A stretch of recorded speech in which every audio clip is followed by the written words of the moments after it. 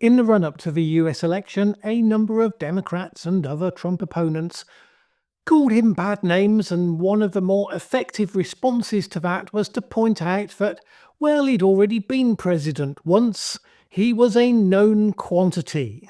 Therefore, he would do much the same second time round as he did the first time round, so none of those bad names applied. Well, whether you approve of his actions or not, one thing that's become crystal clear is this time around is very, very different to the first time around. Let's be clear, right now, a lot of people in America do seem to like it.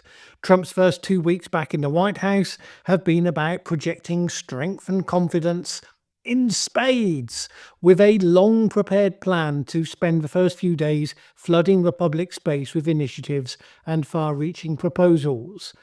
Unsurprisingly, that hitting the ground running, the confidence and the early wins, in Trump's own terms, have been noticed and have pushed Trump's approval ratings up to the highest that they have ever been.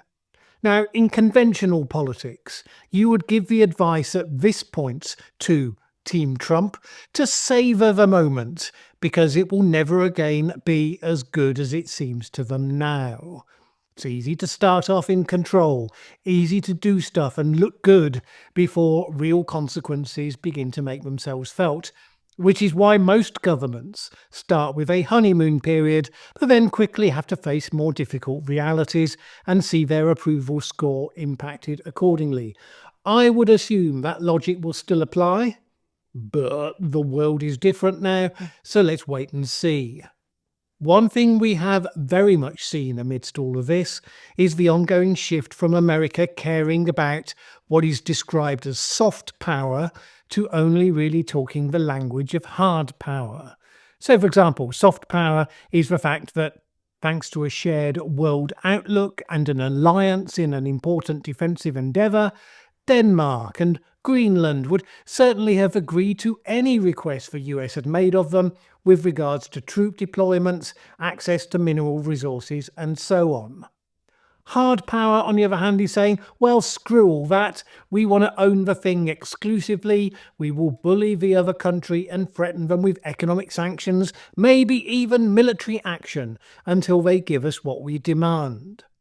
The fact is that when you have the world's largest superpower and the world's largest economy, you have lots of both soft and potential hard power.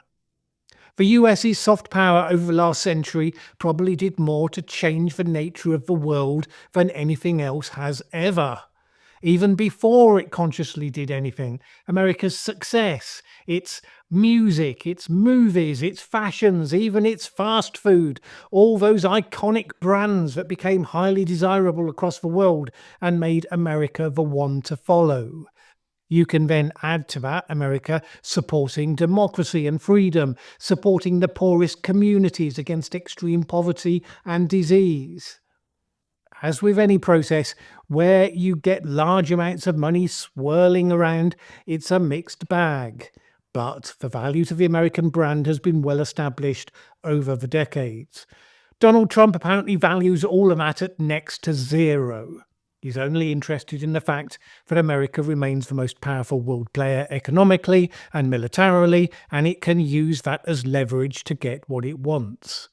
Trump supporters were celebrating last week because when the president of Colombia objected to receiving flights of deported illegal immigrants from the US, Trump immediately slapped 25% tariffs onto them to increase to 50% after a week. Many countries, including Colombia, have exports to America as a significant percentage of their economy, so it took a matter of minutes of staring that in the face before Colombia capitulated. The triumph of hard power once again. This was American revival, people said. America was respected and feared on the world stage, just like it used to be. You might say that America's enemies should tremble, but what we found out since is that it's actually America's allies who seem to have the most to fear. Last weekend, Trump announced drastic 25% tariffs against America's neighbours and allies Canada and Mexico. Similar tariffs are promised for the European Union. Yes, there are also 10% tariffs for China, but the most severe ones were for friends, not for enemies. Why? The stated reasons seem to be excuses rather than actual reasons, and indeed, when Trump first announced them, he said they weren't negotiable, he wasn't seeking concessions. The Financial Times called Trump's trade war absurd because, quote, these measures are entirely unprovoked in trade terms.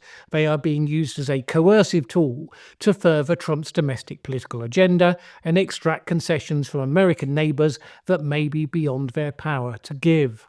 One of the justifications Trump used was the problem in the US of drug abuse, specifically of fentanyl abuse. Now, fentanyl is a real problem, although according to the latest CDC data, those numbers were already falling, declining by 90,000 deaths in the last year.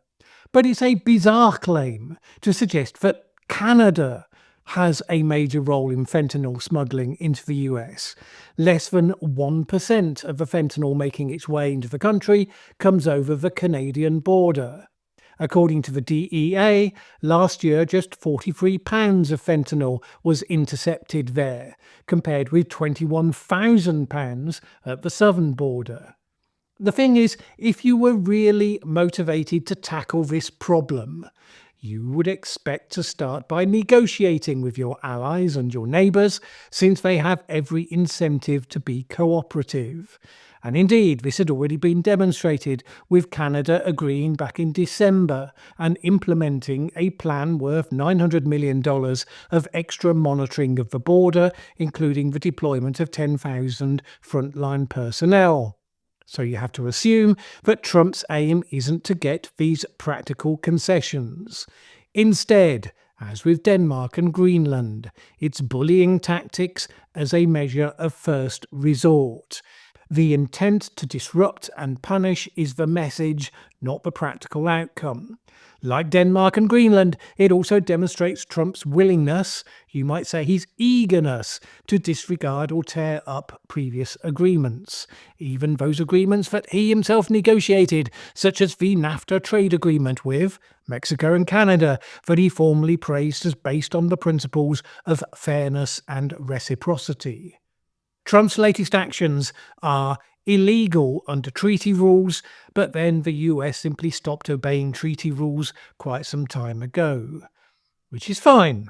The biggest bully in the playground can do that. But it comes with a cost that no one will give America's signature on any future treaty much weight whatsoever. And of course, people do store up grievances when they've been bullied. They do wait for the moment when payback presents itself. The minute you're no longer the biggest bully on the playground, you may have cause to regret all the potential karma that you've stacked up against yourself. Take Colombia, recently gleefully humbled by Trump to the cheers and jeers of his supporter. This being a feature as well, not just confrontation, but insult and belittling. Through most of the 21st century, Colombia's politicians were to the political right and friendly to the United States. Colombia opened itself up to imports of US wheat, soybeans, beef, cotton, and peanuts as part of a free trade agreement. Even when Colombia elected a leftist in 2022, Gustavo Petro, even he pledged to continue the constructive dialogue with the United States. This pushback and humiliation is something that will be remembered, and you would expect at some point will have consequences. The same for Mexico and Canada, except of course that as immediate neighbours currently economically very well integrated with the United States, they have fewer short-term options than most of the rest of the world. If Trump wanted a few early wins to project his strength at home and abroad, he clearly felt that picking on those most dependent on US markets, they would be the ones that would cave to his demands most quickly. Obviously, he's been proved right. The problem is, of course, that all the smart kids know that sooner or later you have to stand up to the bully, because otherwise he just comes back time and time again. Now, Case in point, Canada is into an election cycle, where it stands poised to possibly elect a more populist right-wing leader, Pierre Poilievre, someone praised by Elon Musk just a few weeks ago. But Donald Trump's actions have united all Canada's politicians in opposition. The election dynamic is now centred around which of the competing leaders or would-be leaders are projecting the most defiance and strength in the face of America's overreach.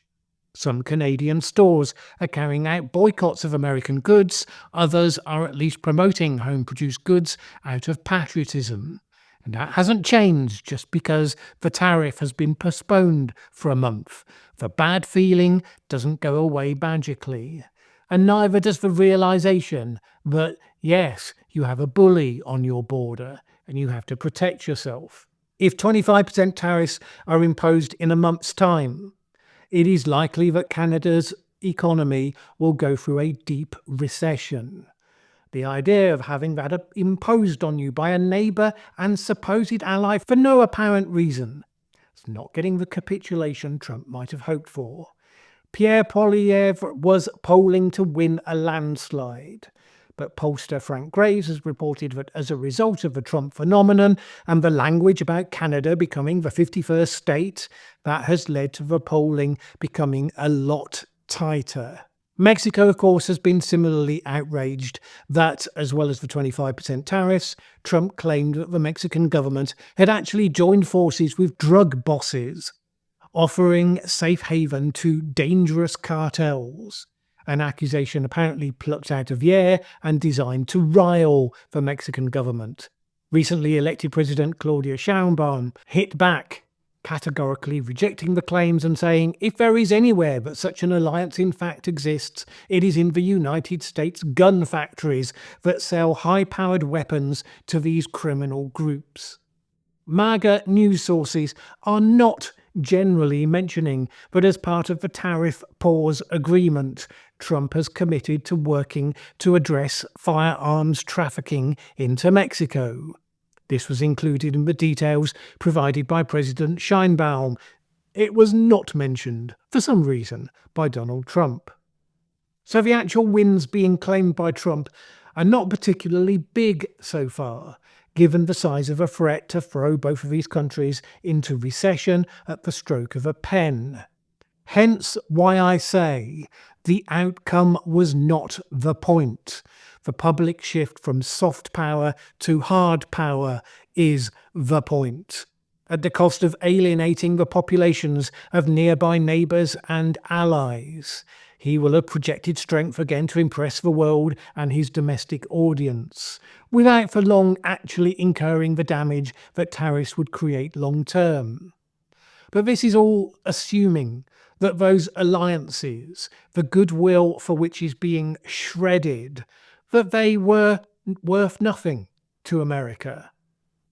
This is what will be pleasing China right now. China is, of course, complaining bitterly about the 10% tariffs being directed its way and threatening to withdraw its current cooperation with the US on fentanyl, as well as putting its own tariffs on in response. But it is also quietly delighted that America's determination to alienate all its friends and allies make them far likelier to turn to China, which can present itself as a more reliable partner and friend, because American allies are noticing and having discussions about the fact that it is America, not China, to be the one threatening them with huge tariffs that would throw them into recession, that it is America, not China or even Russia, come to that, who is threatening to invade or bully a NATO member in order to gain its territory as its own. China, for one, with its Belt and Road Initiative, amongst other things, has been showing every sign of seeking to increase its soft power across the world. It is about to update its own free trade agreement with the ASEAN countries, which includes Cambodia, the Philippines, Indonesia and Vietnam. It will give impetus to the BRICS group, which welcomed the 10th nation to join this month, Indonesia. Another aspect of America's soft power, of course, is the amount of aid it provides to numerous countries for a range of projects such as AIDS treatments in Africa and much more. That work has also become a net negative for the US as Trump slammed the brakes on all US aid spending overnight, some of which was turned back on, but mostly not. And now Elon Musk is actively shutting down USAID, maligning the agency as a criminal organization, tweeting that it was a viper's nest of radical left Marxists who hate America. He declared that the agency should die and added that Trump had agreed to this. This is a pretty remarkable moment. Doge could have settled for a line-by-line audit of the spending to identify all the waste and the fraud, and it would have had huge support for doing so.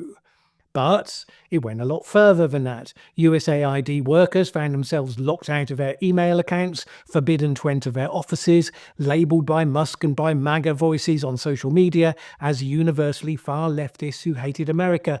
In other words, a whole wing of the federal executive had just been arbitrarily labelled as the enemy, and they were being treated as such. This is all by design. Russell T. Vought, who is Trump's pick, supported by Musk, for the Office of Management and Budget. He said in a speech just last year, "We want the bureaucrats to be traumatically affected. When they wake up in the morning, we want them to not want to go to work because they are increasingly viewed as the villains."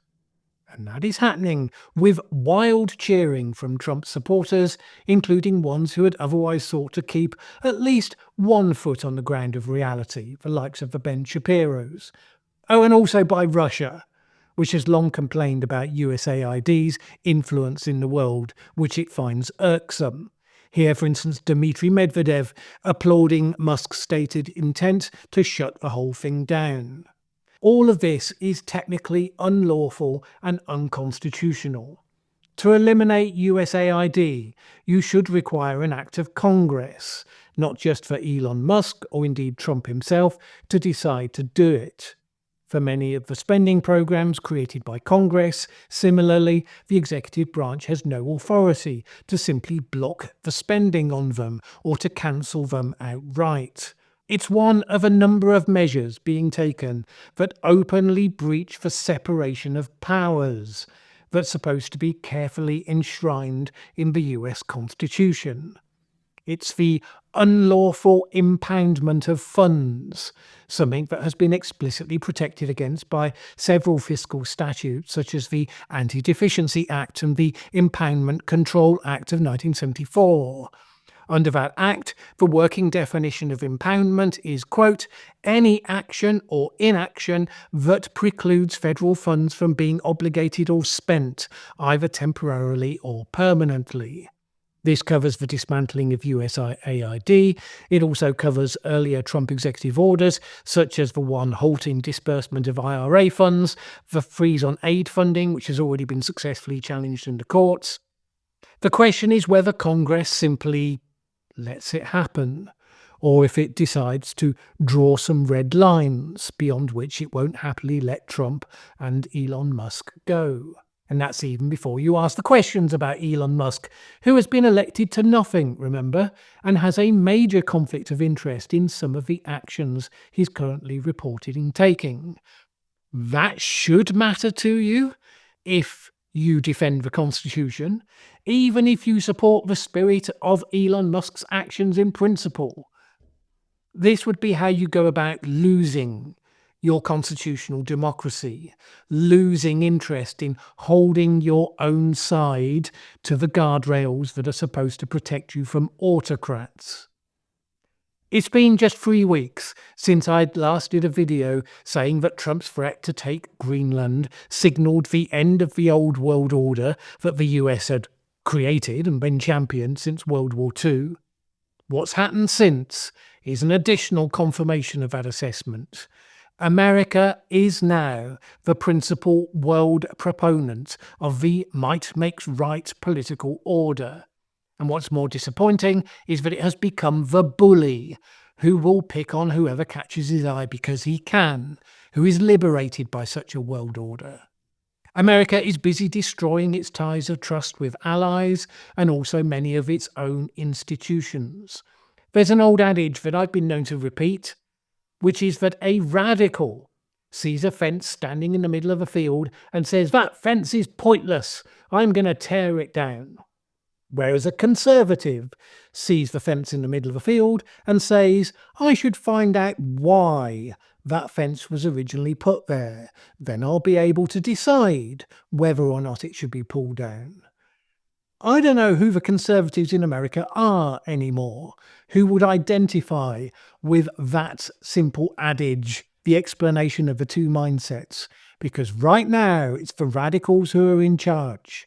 And they've decided on first sight that the fence must have been built by communists and it must not only be pulled down but burnt into ash. The strategy Trump is following is the Steve Bannon one of flooding the zone, hitting with so many far-reaching changes and actions that the press and the opposition are swamped and exhausted and they can't keep up. Well, the obvious danger of that is you create so many big actions with major unintended consequences that you end up swamping and exhausting yourself. Right now, there are people on the populist right in the UK and in parts of Europe watching all of this and saying, that's how you do strong leadership. Boy, we wish we had some of that right here. Well, there's no doubt that this period is definitely going to end up as a historical case study.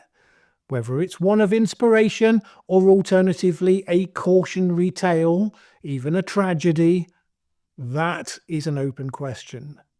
In any case, for good or ill, I hope all Americans watching are happy to kiss goodbye to all that soft power that you used to value so highly. Because it's hard power only from now on, for better or for worse. Don't forget that was the choice you made in the future when you're complaining that for some reason people aren't treating you with the respect that they used to anymore. If I were you, and obviously I'm not, I'd also be watching carefully over that constitutional system you have. Entirely up to you. It's your system. You might remind me that I've said numerous times that it's broken. Fair point.